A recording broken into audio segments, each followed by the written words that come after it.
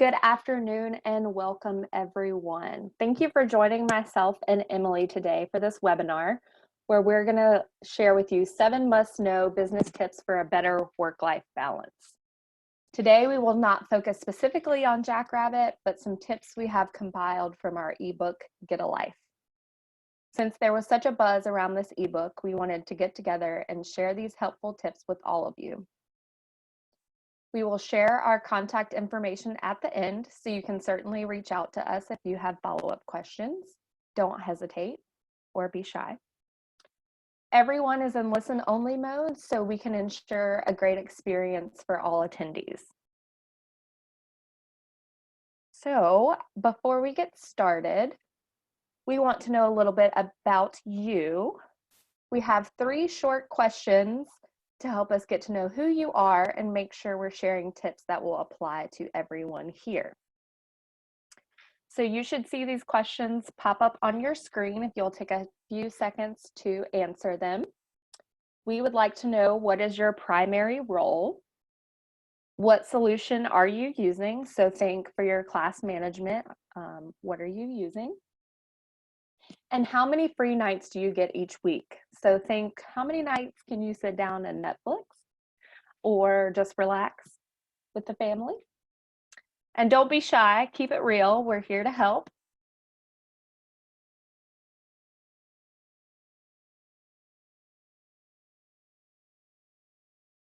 I'm going to give it another 30 seconds or so to make sure everyone has a chance to answer, as we've got some people that are joining us at this time.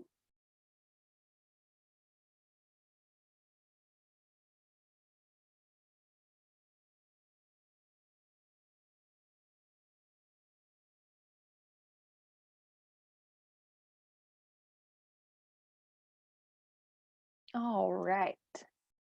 Thank you everyone for answering those questions for us. Let's get started and we can introduce ourselves.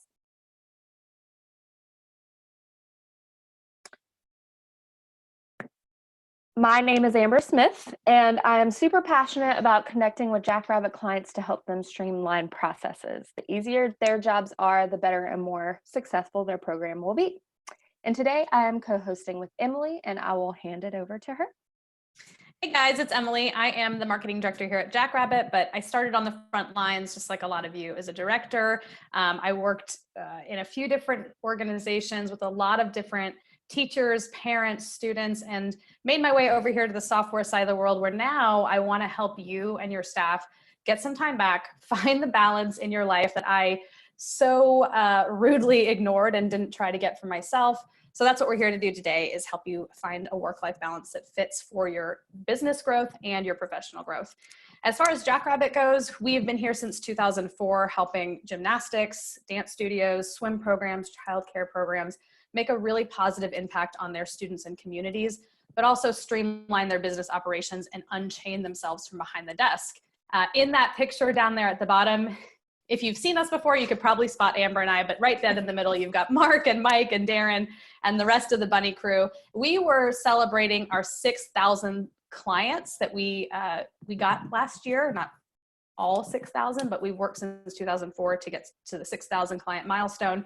But along that journey, we've also impacted 16 million students, which is really where the heart of all of our employees is at. And we've helped you manage 8 million classes. Along the way, though, it's been very clear to us that some of you are struggling to find a good work-life balance. And that's why Amber and I are here today. So like Amber said, we are not going to hit on a Jackrabbit overview. This isn't an educational or how to use your system better webinar.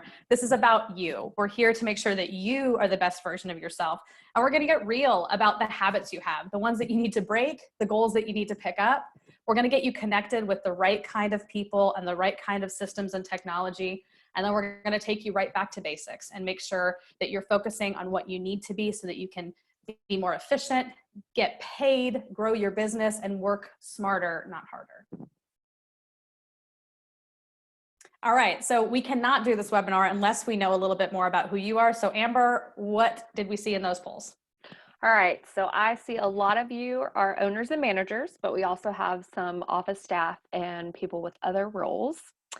As far as solutions, some of you are still on paper and Excel, and that's okay. But some of you already have an online solution, which is awesome. And unfortunately, a lot of you do not get a lot of free nights each week. So you are probably not watching a lot of Netflix like I do, but we are here to help you change that. All right. So the idea of this ebook or this Get a Life initiative that we put together over here at Jackrabbit, it actually started with this quote, and I want you guys to read it and then reread it. You are allowed to be both a masterpiece and a work in progress simultaneously. Take a minute, take that in. What I have found over and over in talking to our clients, my girlfriends, my family, is that we give everybody else in our circle the benefit of the doubt and the grace to keep working on themselves. But when you wake up and your feet hit the floor, you expect yourself to be done, to be a finished product, to be a badass mom, a badass dad, a badass business owner. And the truth is like, you should give yourself that grace too. Let yourself off the hook. You can be a masterpiece and a work in progress at the same time and still get the balance that you need to grow your business and to be balanced at home. So the first thing we need to do is break or make some good habits. And if I had another question in the poll, I would have asked you guys, how long do you think it takes to form a habit? I probably would have heard 7 days, most popular is 30, but I'm gonna get real with you here and say that it really takes 66 days to build a habit. The concept of this 30-day habit actually came decades ago from a cosmetologist who I'm not sure where he decided he was the expert. But after many, many studies, it's been found that a habit takes 66 days to build or 66 days to break. So we're going to go through the top 5 that we found working with our clients, but you probably are only going to want to bite off one. Don't take on all 5 today, because mark 66 days from now on a calendar and keep track of this progress. So since 2004, all the clients that we've worked with, all of the industry partners, we have found that there is a common thread of these top 5 bad habits. Number 1, I am in this with you, 90% of people in the US say that they are using a device in the hour before they go to bed. Amber, are you in that group? 150%. So I am in that 90%, and a lot of you are too. You're all raising your hand. But here's the thing. If you're anything like Amber and I, you're telling yourself that you're using that device to wind down, to relax, to turn your brain off. But you're not, you're doing exactly the opposite. And I'm not telling you something you haven't heard. I'm just reminding you of it and myself at the same time, that what you're doing by using that blue light in your phone or on your TV and all of the animation and movement is you're telling your body, your biological clock, to move it backwards, to say like, I'm not quite ready yet. So give me another hour. And your body's responding, which is why the melatonin stops. You're more tired in the morning because your body's like, wait, you started this party at 11 p.m. Why are you asking me to wake up at 6 a.m.? I needed more time here. So if you're in that 90%, really consider putting the devices to bed. If you want to go to bed by 10 p.m., say goodbye to them at 9 o'clock. You're not going to miss anything. Also consider where that device is in your bedroom. So if you're on Do Not Disturb, you're probably safe. But if you're somebody who doesn't put your phone on silent, the lights, the vibrations, the dings in the middle of the night, they're going to disrupt your sleep. So I'm in this 90% with you. I'm saying that this is the number 1 bad habit that we all should probably really focus on this year in order to get a better work-life balance for ourselves. Second habit, client after client we talk to they'll describe the situation that they're dealing with in their gymnastics facility or in their dance studio or their swim school. And what I realize is they're in the business. You are like so far in the thick of it. You're not thinking about yourself as an entrepreneur or a business owner or a director. And what happens there is that as an entrepreneur, and this is for you directors and managers too, because you have that visionary spirit, you are abandoning the 2 roles that really only you can fill in that business. And number 1, your 2 primary responsibilities, one of them is to be the chief risk taker, to look at the friction points in your business and say, man, we are not retaining staff the way that we should. I want to try something new. I want to put myself out there and put a new initiative together, or enrollment is not growing. What if we try this? You are the chief risk taker in your business. And if you are in the thick of it, you're abandoning that seat, and there really isn't anybody that can fill it. And the second one is to be the innovator. So to think about, where you could be in a year, 5 years, 10 years, 3 years. What does your industry need that isn't being filled, and can you bring something innovative to it? If you leave those two roles as the risk taker and the visionary or innovator, who in your building could possibly do that? Most of the time, the answer is nobody. So that means you're going to be stagnant. You're so stuck in that business that you can't think big picture. You can't get bigger. You can't dream the dreams that you had when you opened the doors in the first place. Third one, saying no. I'm looking at this list. We've got a couple of our guys on here, but we've got a ton of women. And unfortunately, women are the most vulnerable to this idea of saying no. We feel guilty about it. It oftentimes comes from the way we were raised or the way we raise our own children. There's just a lot more pressure to explain ourselves and to say yes to everything. Speaking of Netflix, Amber brought it up earlier, but there was a show that came out last year called Dead to Me. I loved it. I was obsessed with it, but more than anything, I loved Christina Applegate's character's ability to just say no. I mean, unapologetically open the door, say no, slam it in somebody's face. I'm not saying you need to be that rude, but go back and watch it because it's just, she doesn't apologize. She doesn't explain herself. There are 3 ways that if this is the habit you want to break, I think there are 3 things you could start with. Number 1, keep your responses simple. Oftentimes I will talk to you guys, or I'll hear my girlfriends and they'll say, oh my gosh, I'm so sorry. I can't do that tonight because Cooper's got baseball practice and Aiden's got open house and I've got to get groceries. You don't have to explain yourself. All you have to say is, I can't commit to that tonight, maybe next time. Keep it simple. You're not hurting anybody's feelings.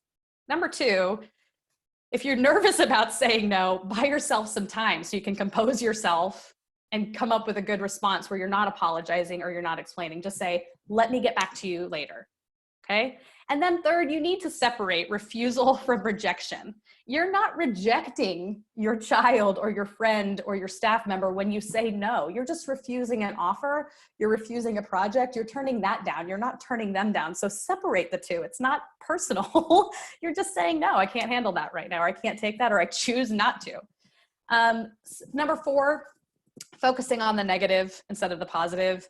I don't know anybody in my life who doesn't need to work on this. For instance, in your building, you're probably doing staff surveys or parent surveys, Yelp reviews, Google reviews.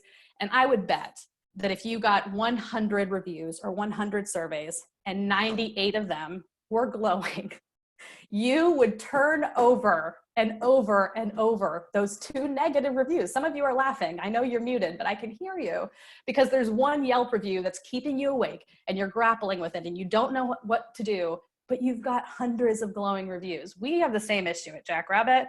If we can hang our hat on anything, if everything falls apart, everybody that knows Jackrabbit, clients, industry partners, employees alike will tell you, client support, client services, that's our thing. We're just good to people, and we know that. So when we do these surveys, we'll get thousands of you that glow and maybe 12 of you that say something that we need to change. And for the rest of the year, Amber can attest to this, all we do is talk about those 12 things that we need to change. Everything is revolving around it. So you guys are doing the same in your businesses. Habit number 5, core values. That's been a buzzword for the last few years. You might not have them written or explicit anywhere, but at the heart of your business, there are things that you value, that you've decided this is the reason we're here, this is how we intend to grow. If you have written them down, one of the bad habits we see is that you have just written them down.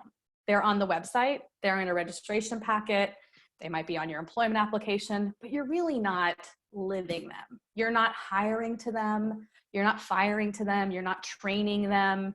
You're not running those things through the core values filter. At Jackrabbit, we are lucky enough to have leadership in Mark Mahoney and Mike Harper and Darren Soul who make us run everything through this idea of a core values filter. Even this webinar, when it was time for Amber and I to decide if we were going to do it, does it meet our core values? Yes or no? If the answer is no, it just doesn't have a place here.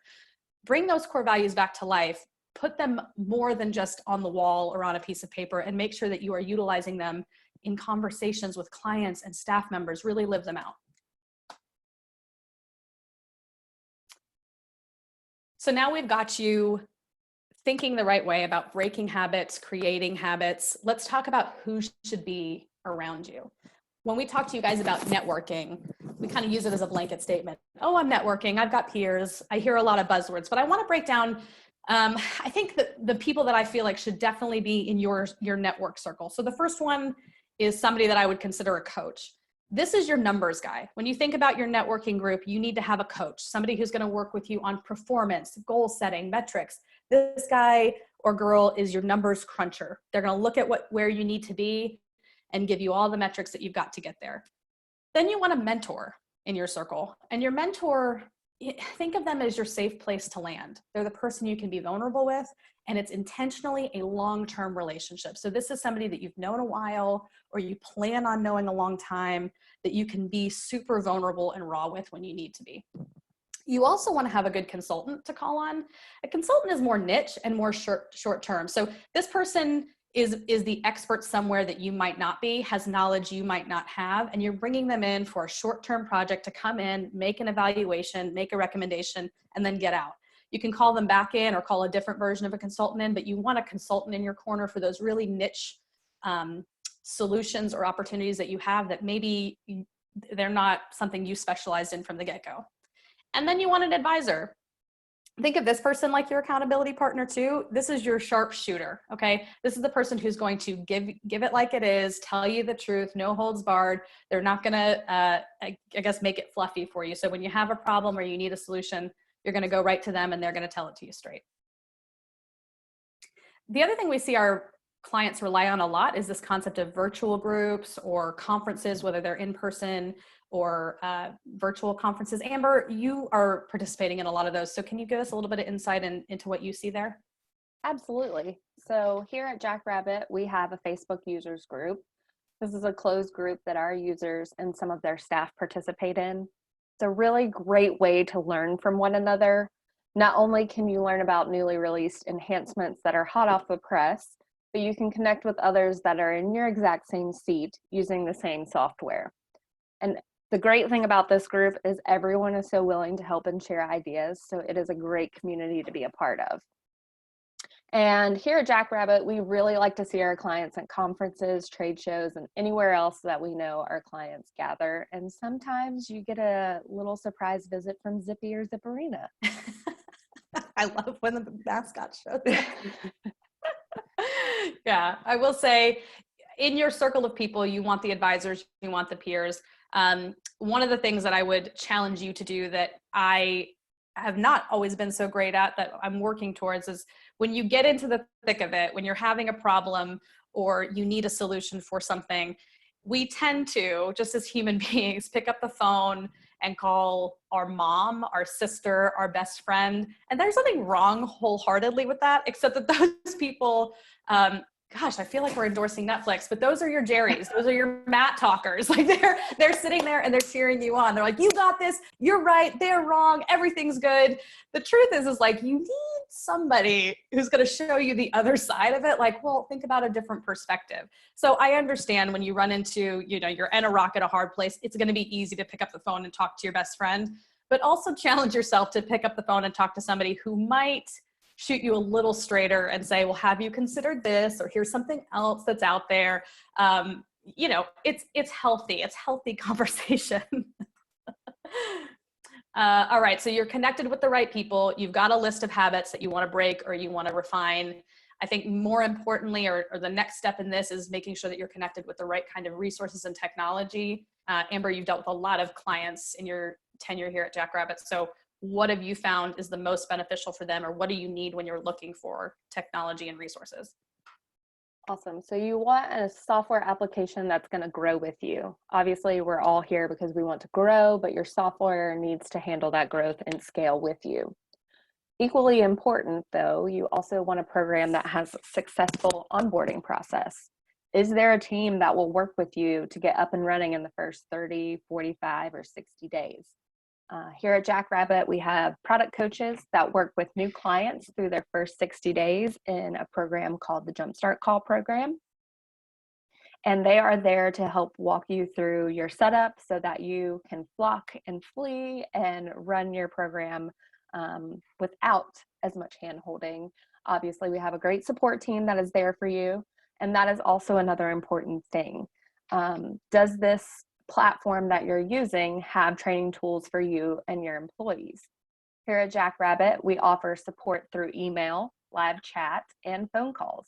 And in addition to that, we have a comprehensive help center with step-by-step instructions and visuals to guide you through any feature you have questions about. And if reading isn't your thing, like me, I'd much rather look at pretty pictures. You can follow our help videos for any given feature as well. And while all these things are helpful, when you hire new staff, you don't always have the extra time to train them. Like we said earlier, you're only getting 1 or 2 nights free. So having an online on-demand training option like our Jackrabbit training system is something to think about as you're looking for the right solution. Awesome. So you've got your habits that you're going to work on.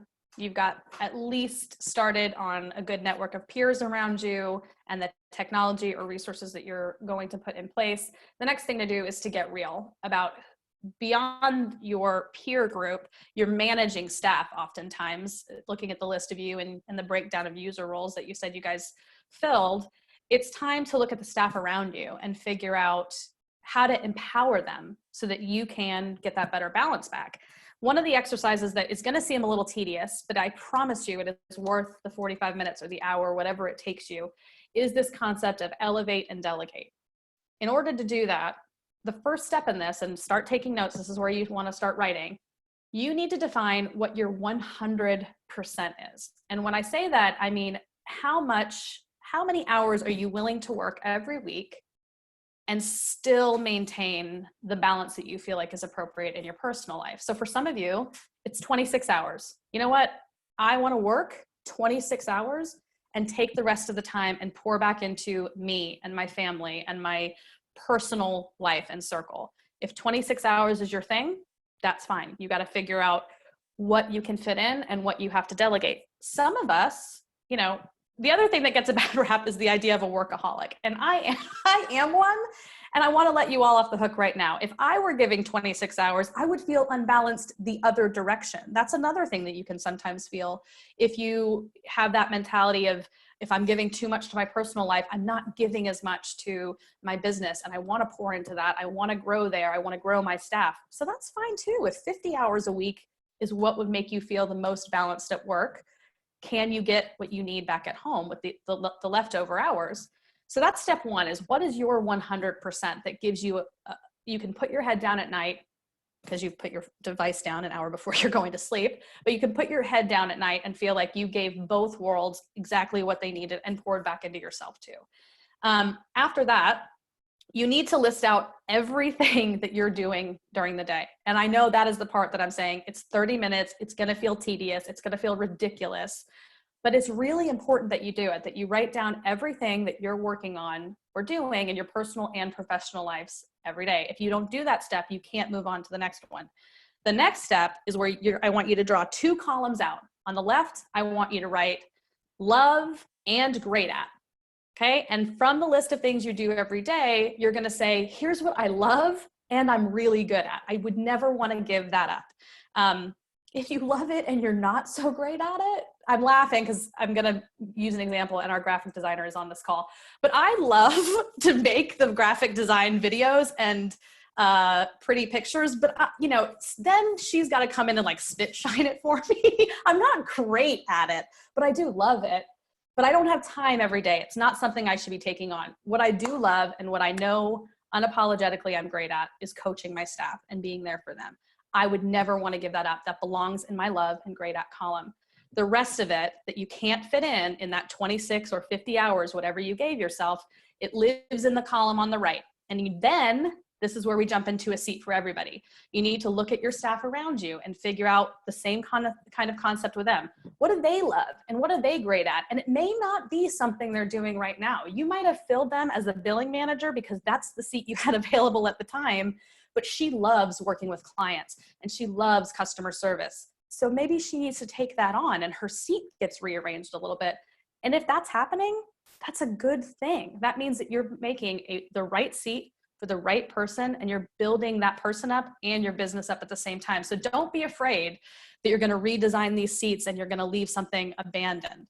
that billing manager could still also be client services liaison, but give them things they're passionate about, that they really love, that they can take off of your list. And then after you've got everybody in their right seat, including yourself, you need to figure out what everybody's number or measurement is. And it needs to roll up to the big picture that you're working on. So if you're working on, 415 enrollments, 32 happy staff, does their number, does their measurement, does it work to one of those two? Because if you're measuring something in their seat that doesn't have to do with those big picture goals, it's kind of fruitless. You know what I'm saying? So figure out how you can roll that down and make sure that if the goal is to have 110 new enrollments this year, that somebody's got a measurement or a metric about getting the phone to ring, or getting people to the website, or getting people into trial classes. Somebody needs that metric. Otherwise, how in the world are you getting to the new ones? So that's a very big exercise to do. It might sound overwhelming, but I promise you, doing that elevate and delegate workshop or exercise, it'll open your eyes to so many new possibilities in your building, and it'll give you the ability to have that balance back for whatever your 100% is. Now, it won't happen overnight, obviously. You're going to have to train people up and work them into that seat, but you'll see the light at the end of the tunnel. Let's talk about getting back to basics, because now you've got the whole framework. You've got your network of people. You've got a good technology solution you feel confident in. You feel like everybody's in the right seat. So let's take it back to bare bones, and let's talk about what you're giving back to your families and your staff. These seem like they might not fit here, but I promise you that if you can get these in line, you're going to get more balance back, because you're not going to have to spend so much time personally explaining to all of your parents and all of your staff what and who your brand is. So number one, the value promise or the value proposition. You have a slogan, you've got a mission statement, you probably even have those core values, but do you have an effective value proposition? So this is what gives you competitive advantage over, sometimes I'd say other dance studios or gymnastics facilities, but the truth is you're competing against tutoring, against soccer. If you're in my house, you're competing against the Xbox and Fortnite, but you're really competing against anything else that's solving a parent's problem or a child's problem. So can you identify who you are, what you bring to the table, and for who? So for instance, at Jackrabbit, we have a few of these, but one of ours is small business class management solutions designed for big dreamers.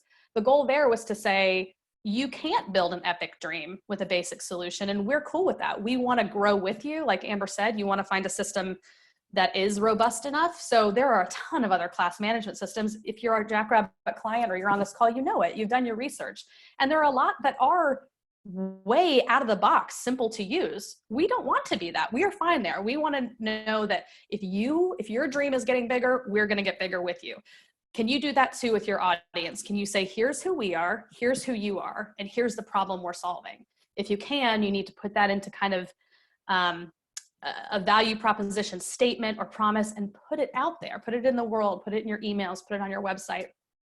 And speaking of your website, I've done a little bit of research and I've kind of spot checked a few of our registrations and to see what's out there. And they all look great. I mean, your websites look good, but what they're missing is this concept of a story. So your website is there to tell me as the audience member what to do next. So if I get to your homepage, and you guys can go ahead, navigate off the screen, pull up your homepage or close your eyes and look at it. If there's a picture of really cute kids and then a couple of testimonials and then maybe like an association badge, as an audience member, do I know that you want me to go to your class listings next? I don't know. If you want me to go to your class listings next, there needs to be something that tells me to do it. If you want me to go to your blog next or something else, tell me where to go. But really what I'm saying is you need to go through your website with clean, fresh eyes and make sure that it's navigating people on the right journey. Where do you want them to go at every touch point? And then make sure the rest of your communication matches that. So you've taken the time to build out this value proposition to tell the world who you are. When I'm on your Facebook page or I'm on your Instagram and then I jump to your website and then I fill out a form and I get an email from you, does it all feel the same? I mean, it's important that you have the same colors and the same font, but I mean overall, is your tone the same? Does it feel, do I get all the feels? That's really important to us here at Jackrabbit, is that when you see something that represents us, you get the Jackrabbit feels.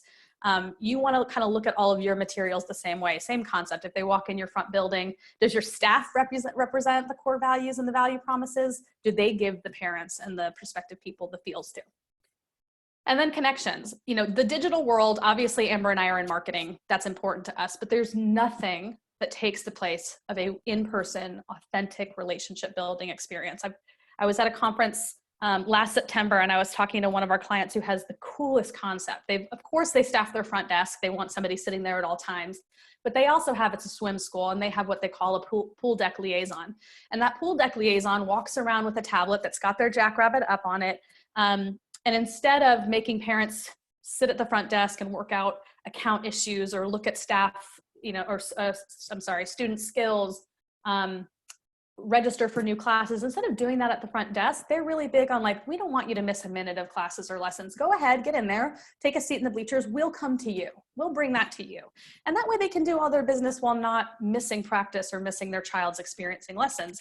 And I just think, you know, nothing beats that. That's a really cool way to go the extra mile. A lot of you already have that in place. If you don't, you should really consider it, because that connection opens up a whole nother level of balance for you, right?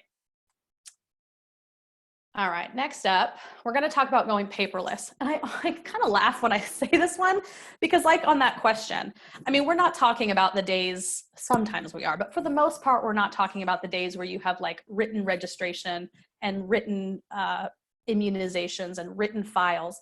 I'm talking to you about like the 2020 version of paper, which is Excel, Constant Contact, all these systems where you just dump a ton of information into it, Google Forms, Google Sheets. You're just dumping information and you're trying to sort it out. That is the new generation of paper.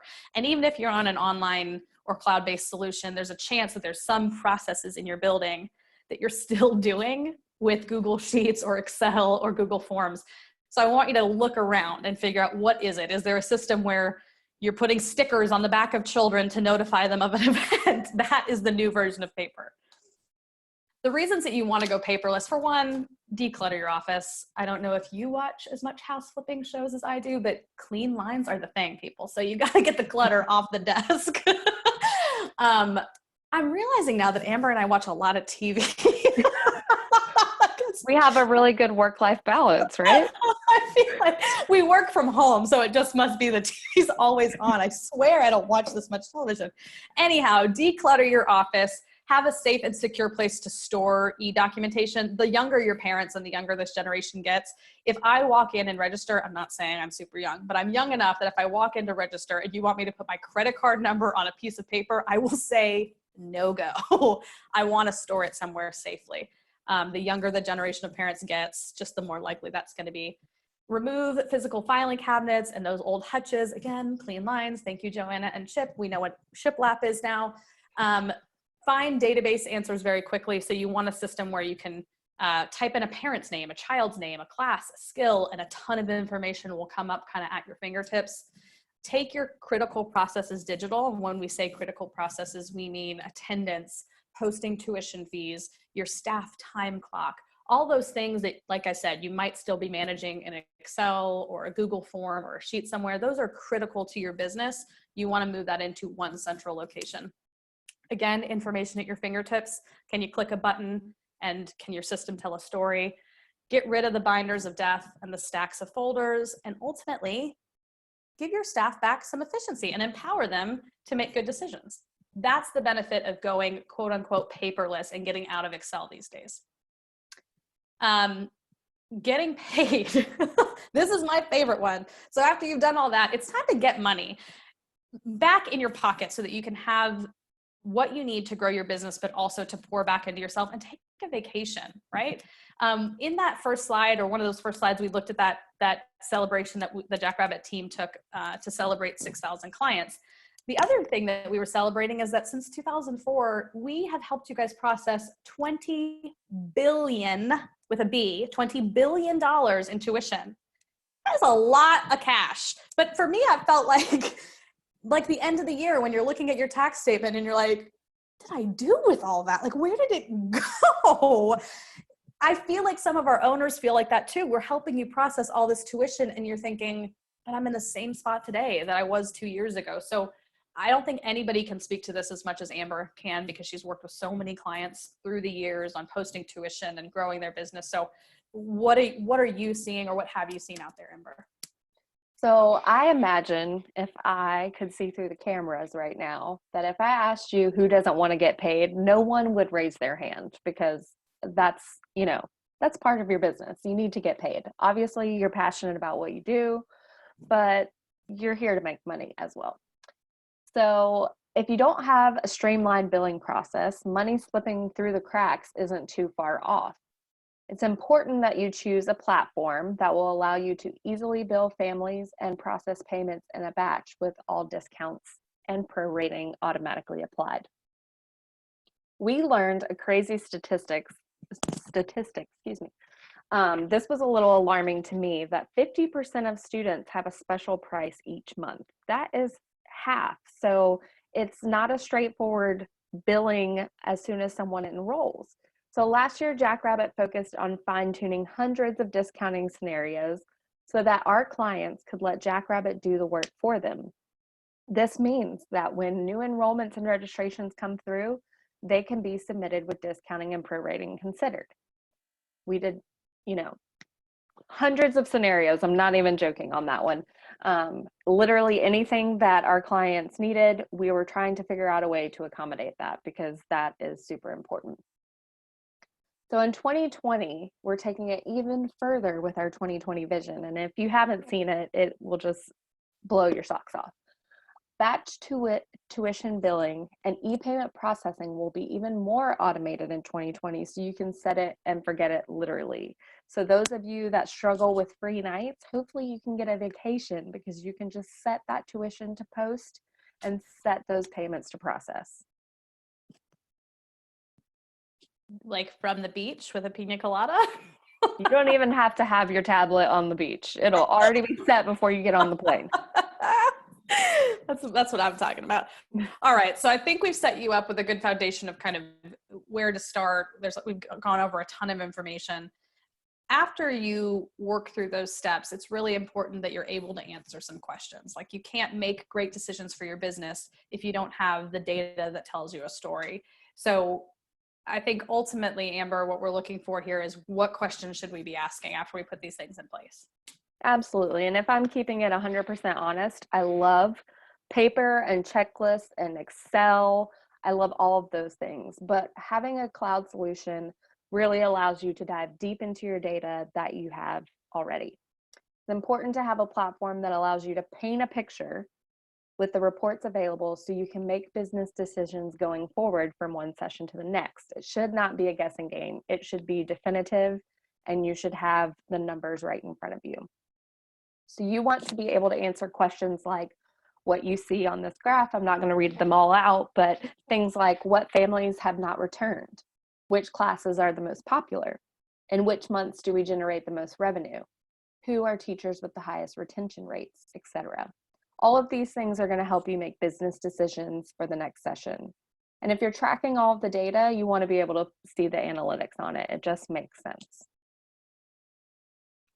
Agreed. I think the other thing is garbage in, garbage out. So making sure that you've got somebody in there putting the right kind of data in, cleaning it up, inventorying it, always having a good pulse there. That way you're telling yourselves the right stories. So I think with that, I think we might have overwhelmed you with ways that you need to start getting a life, which was not the intention. I don't want you to leave this thing more stressed. I want you to leave feeling like, I know where to go. I know where to start. I've got a good grip on it.